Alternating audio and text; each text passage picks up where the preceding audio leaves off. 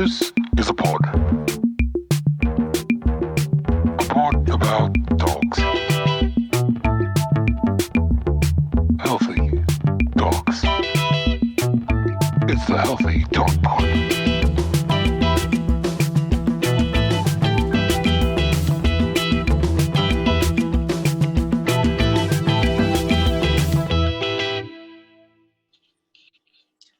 Hi everybody, welcome to the Healthy Dog Pod. Home again. Not in the studio, practicing our responsible social distancing like responsible humans, bored out of our minds in our homes, so we thought we'd record it this way. How's social isolation treating you, so? Yeah, it's not too bad. I'm pretty good at staying home, but I've got my partner and my housemate, so at least I have people in the house, where some of my friends don't have anyone and they're struggling a lot. So a lot of FaceTime, virtual drinking and socialization. What about you? Virtual drinking, you mean like with people on the screen, not just drinking virtual drinks, right? Definitely not drinking virtual drinks, not at this time. I feel really sorry for my partner. I've been on isolation for longer than most because I was sick before all that came out. So stayed at home, and then when I got better, it all kicked in. Plus, my partner's a school teacher, so I'm literally home alone all day. The poor dogs are bearing the brunt of it. The missus is bearing the brunt of it. I'm just going fucking mental. So Ian's not great. He gets cabin fever, where I'm okay. But yeah, I don't know how you're surviving there, because my partner's the same as you, and he's like, just get me out of the house. yeah. It's hard. Don't get me wrong. It's bloody hard. But then, we've got a lot to focus on with the business at the moment because, with not being able to go into people's homes anyway, we've got to basically move the entire company to an online consulting company, which wasn't easy. It's a lot of work involved. It's a lot of staff training involved without actually being able to catch up with them and see them. Yeah. But this online consulting, it's actually working out really well in the sense that, we are teaching methods that are very easily trained. We're not going into people's homes and fixing the dog and using corrective measures. Good luck to any trainer that's still teaching that dickhead move, trying to do that online. So, it's hopefully, if nothing else, people are actually learning how to engage their dog through online consulting, because we literally have to teach them how to do it. And then they have to go and practice it. Exactly. Yeah. So we can't come in with magic fairy dust and sprinkle it over and go, your dog is fixed. There's actually work to do. It's like, for example, you don't go to the gym one time and then you're fit. Like, that's just not going to happen. It's repetition. It's consistency. Yeah. And that's exactly like dog training. Yeah. And those trainers that are offering the quick fix, they rarely come from the dog's perspective. They're always coming from the solution. Their whole marketing thing is, I can fix your problems. You don't understand behavior, mate.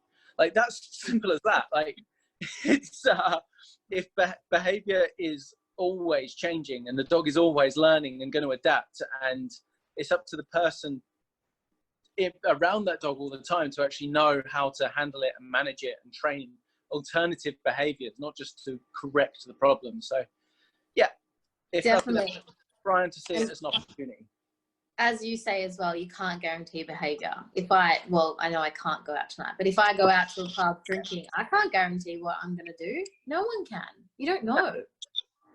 Like, that's it. I mean, you present the dog with the same situation as it's been in before. It's not going to magically learn a new behavior. You've got to spend the time training it to do an alternative one, and probably not a scenario it's got to learn under in an environment that it's capable of learning in. So yeah, every cloud.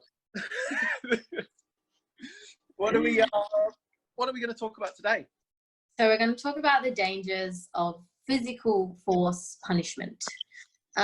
So at the moment online, I'm a part of a lot of dog groups, and most of them don't have trainers or professionals in those groups to offer advice. So it's Mary down the road saying, you know, I've got all these dogs and I know what dogs are like. Yeah. Anyway, so lately I've been seeing like a lot of uneducated knowledge or knowledge back from in the day, in the 70s, that people are using still for dog training. And I'm kind of hitting my head against the wall at the moment, just going, how are people still doing this? I don't understand. It doesn't make sense. This is what you've just heard from someone else and you're just relaying the information. Yeah, well, that's normal, but it's the fact that the up-to-date information isn't getting through to the wider public yet is the concern. You know, those TV shows with the quick fix methods are definitely holding us back on that. Yeah. You know, I've said it for a long time. The reason why positive reinforcement is really hard to get on TV is because it's really fucking boring to watch. Exactly. You know, here's a dog well under threshold, behaving like we would like it to. Shit TV. But that is what it's all about. It's about really just reinforcing and teaching new behaviors, getting it so ingrained in the dog's brain that it can do that under pressure. Not about taking it in the deep end and breaking it, which unfortunately is a lot of people's solution to dog training. I saw John McGuigan, a Glasgow dog trainer, on Facebook. They said really good the other day. He's like, if you wouldn't do it to a child, don't do it to your fucking dog. Or same with a disabled person. If you wouldn't do it to a disabled person, don't do it to your dog. And it's a really good point. That's exactly right. I even think I've got a little bunny rabbit, Poncho, and I've done some training with him. I can't put a leash on him. I can't put a collar on him. If he doesn't want to do training with me, then he's just like, bye. I can't force him to be there. I have to actually want him to be there. He has to want to be there. He has to want to do training. Yeah. I can't force him to do it. So he taught me a lot about that aspect of dog training, because the dog should want to be there, not you're forcing it to be there. Well, it's funny, isn't it? Because with every other species in the world, if people did what they do to dogs, to say an elephant or a gorilla or a dolphin, one, it would be very bloody hard because they are physically either in water or much stronger. But yeah, there would be outrage. Yeah, there would be social fucking outrage at it, and they would also kill you. They'd probably just stomp on you. I'm just trying to get at the moral point, you know, like people are like, oh, you can't do that to an elephant, but they'll walk around with a check chain on their dog. Like, it doesn't add up to me. So, yeah. Look, anyway, digressing a little bit, what we really want to talk about was what shit have we read on the internet recently? So the biggest one that probably stood out to me was someone was asking for mouthing, biting advice. The dog was mouthing them. And someone said, gently hold the snout together. Keep holding until he stops struggling and not before, and do this consistently for a week. Oh, because the week is a magic number. Yeah. Yeah. Yeah. After a week, apparently, like the dogs understand 7 days of and all that. No, they don't. Wow. Okay. Lots of things wrong with that. Yeah. Okay. Let's go into one thing really important first. Puppies explore the world with their mouth. Puppies mouth. That is a normal, natural behavior for them. It's up to us to teach them, like, what else is appropriate and what is appropriate for them to mouth. Because you can't just you can't just block a behavior. It's going to come out somewhere else. So suppressing that behavior will only ever like shut down a path, but it still needs to go somewhere. So they end up mouthing something, but we haven't taught them that. So there's a massive communication pattern. Yeah. Then you've also got, like, I'm just thinking off the top of my head now because this is just bananas. The dog's going to become nervous of hands, and probably then, as a consequence, down the line, it's potentially going to start biting because it's nervous of hands coming into its space. Yeah. So then you've got the reality of a dog that actually becomes really fear aggressive. And say a child comes and wants to pat the dog, or a person, or even you, because you're the dickhead that did it. But your dog's going to get rid of hands from its space. And if it's trying to move away, then it will create space that way. But you're also teaching the dog learned helplessness. You're not teaching it to respect you. You're teaching the dog that it is fucking helpless in that situation. So the knock-on effect of that is it's going to learn that it can't run away. So then we've got a dog that still wants space, can't run away, can't communicate. You've got a time bomb before it bites you. Yeah, exactly. I don't know how you could also physically do that as well. You would have, like, how would you feel? I couldn't do that. No, that's it. Like, and this is where those, you know, dominance trainers shit me, because they're like, well, if you're not going to do it, you're not being the pack leader. It's your fault. Fuck off. Nah, it's such a marketing. No one has to be a pack leader. No one. Stop. Yeah. This is why I'm not on these groups. You're a human, okay? You're a human. I would be driven insane if I was on these groups. No, for the record, you know, if your dog is mouthing you, be proactive in teaching it to release. So play tug of war, but mainly that's the wrong name for that game. You're training the dog to release. So take, let go, reward. Take, let go, reward. The dog actually finds being rewarded. Finds letting go more rewarding than taking. Build positive associations, calm associations of the dog, of your hands in the dog's personal space, so that, because it's happening for a reason. If you're the dog's fucking plaything with the hand, it's going to associate it with high arousal, and when it gets aroused and stimulated, it's going to mouth. So calm and positive associations. Yeah. So that when your hand goes into its space, it's nice and mellow. And listen to the dog. The dog. I think the other thing. Oh, sorry, you're waving. No worries. I'm just gonna. I will finish that. It was. Yeah. Listen to the dog, because it will start mouthing. Probably down the line in its communication pattern. The mouthing won't be its first one. To get your hand out of space. Then that's what it's communicating, by the way. Get your hand out of my space. By you ignoring it and putting it over the muzzle, you are breaking down trust. So, but notice like the dog getting hyper. Notice the dog maybe putting the paw over your hand. Notice the dog trying to move away. All of those are really subtle, but the dog is asking for space before mouthing. So learn its language, build calm and positive associations, and train a release. Much better than putting a hand over its mouth and forcing it to give up. Exactly. And just if you do that for a week, you know how much damage that's going to be for your dog as well. I think that's what people don't think. Like, even that advice, doing that for a week, you can completely damage your dog. As you said, make him reactive, make him fearful. They could bite someone. Like, there's so many things that bad advice can just change a dog completely. Yeah. That's scary. That's scary that someone's giving that out. Yeah. Shit advice.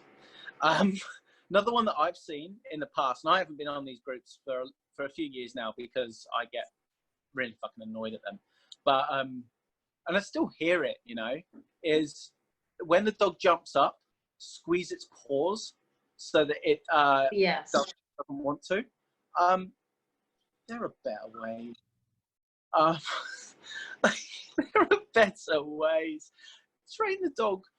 It all comes down to, how many times have we said it? Acknowledge what you don't want. Jumping up, don't want. Mouthing, don't want. Fair enough, acknowledge that. But then put emphasis on what it is you would like the dog to do instead. I forgot to mention in the mouthing one, give it something appropriate to chew. Like, it sounds fucking easy, but it's so easy I forgot it. But Yeah, give it something else to do. And in this moment, when the dog's jumping up, what do you want it to do? Sit. Yeah.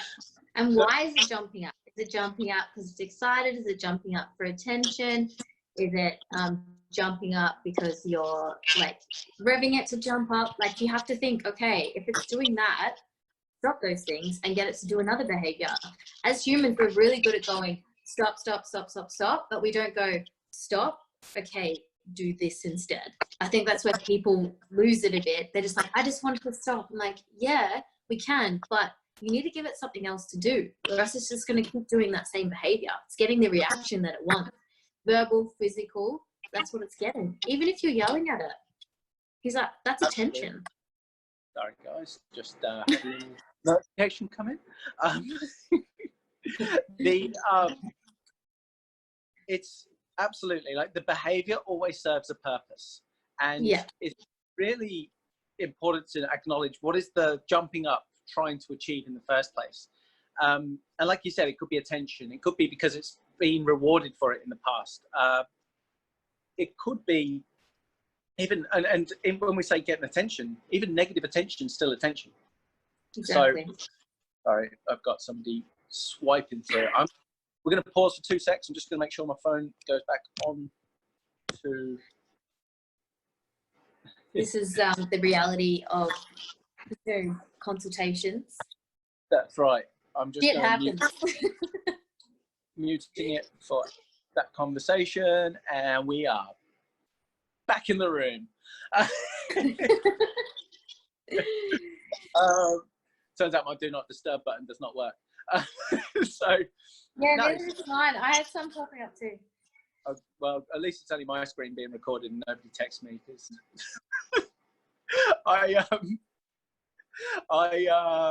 yeah, when it comes to the jumping up, behavior serves a purpose. It could just be hyperarousal, but even then, the hyperarousal is not the motive of the dog. It's not the cause. So what we look at is what can we do to train it to do something else? So we can remove reward. If it is looking for attention, then we can remove that reward. And we can make sure that it no longer finds jumping up a means of getting attention from you. But that only does half a job. It doesn't actually train, it still doesn't train the dog what it is we'd like it to do instead. So what we do, I'll run through what we teach people in that moment. In the past, I've seen a lot of advice about turn away from the dog. I actually don't like that because it's still movement. So we've seen dogs, when I was working in the rescue in Perth, we had dogs that were really movement sensitive and enjoyed making things move. And they were more interested in making people turn their backs than they were getting the lead on to go out when the volunteers went to take them for a walk. So we asked people to walk in, present themselves to the dog, hip still, feet still, shoulders high, chin up, hands as if you've got treats, and gesture to sit. And even if you don't have a treat, the dog's probably practiced sit in the past and so has practiced it. So it's going to understand that. So not only are you removing reward by staying really still, you are essentially, you are giving it direction and clarity as to what it is you would like them to do instead. And then you pay them for it and use food as the reward, because food focuses the brain onto one thing rather than your attention, which is hands everywhere and chaos. Food focuses the dog, gets the eyes onto one place, allows them to think about one thing. That gives them a better chance of doing one behavior. And then you can reward them for sitting. And you can pay them a few, wait for them to really settle into the behavior. Yeah, these are just two really basic training things, training principles, but so easy with the bad advice to actually make it worse. Because again, you pinching the paws, you're going to break down your relationship with your dog. You're probably going to make the jumping up potentially worse, because when you present yourself to the dog, it's going to be overstimulated in a fearful way, and actually just really confused, not knowing what you want. Are you going to hurt me? 1 minute you're really nice, the next time you came in you punished me. Just a lot of confusion and anxiety. So yeah, really important to come in and create calm and positive association when you greet them. What was that? I know there's an ambulance going past, I think. Oh yeah, that's my end. Oh, I could hear it really clear.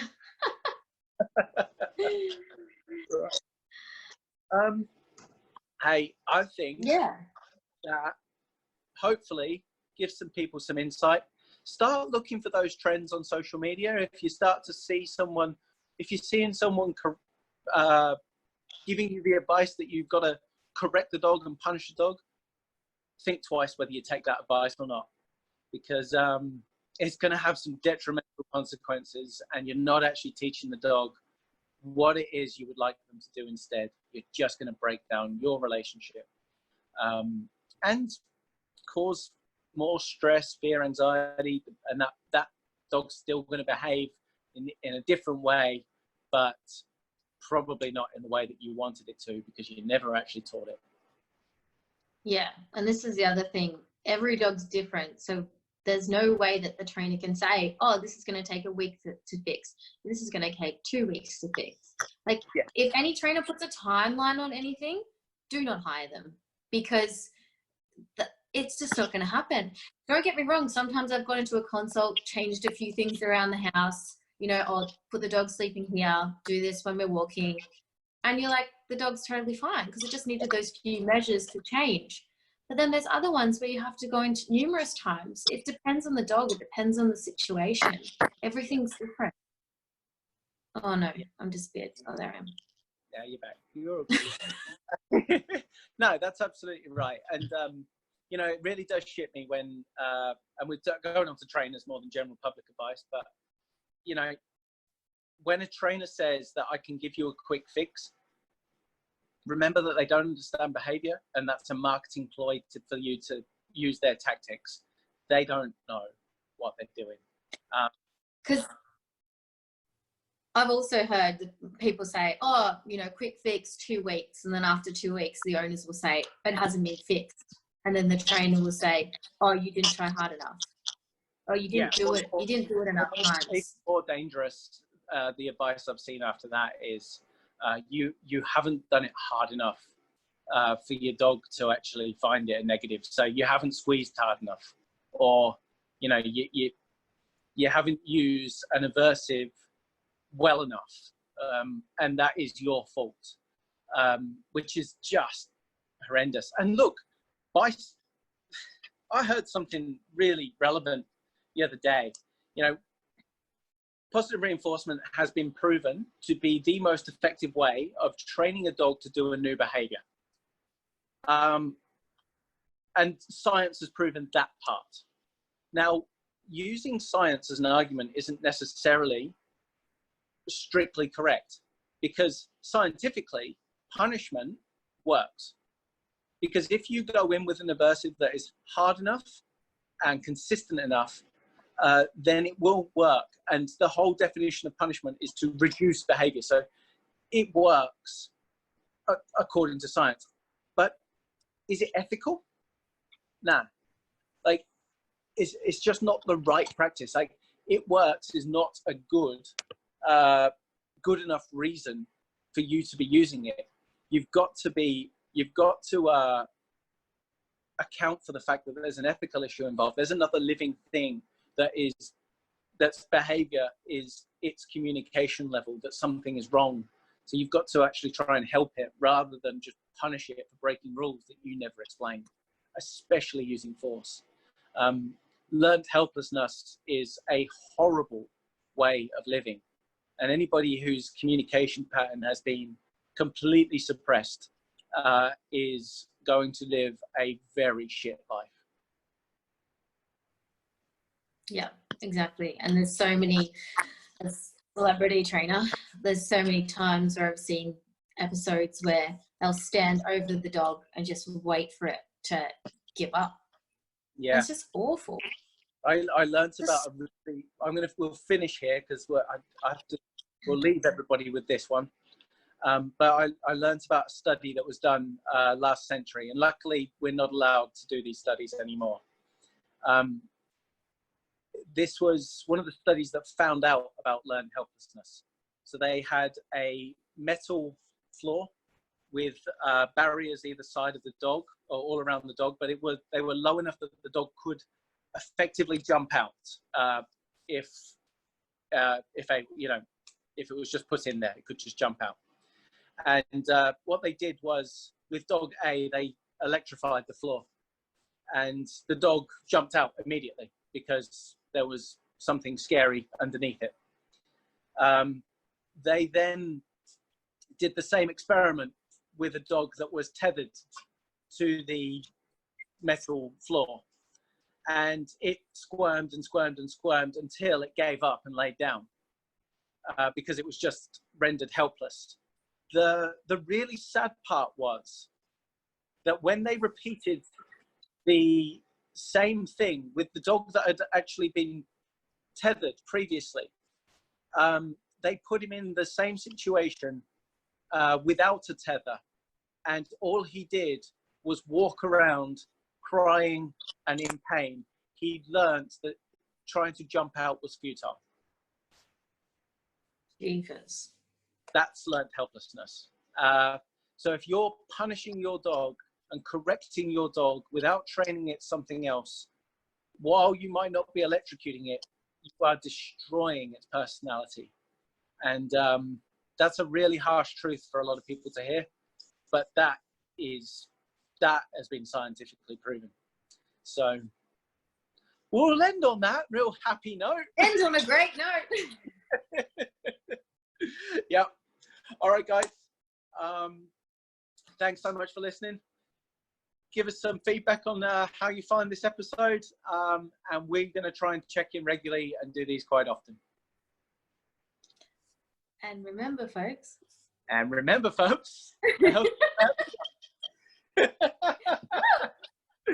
you guys. This is not the only line you have. And that was the pod. The Healthy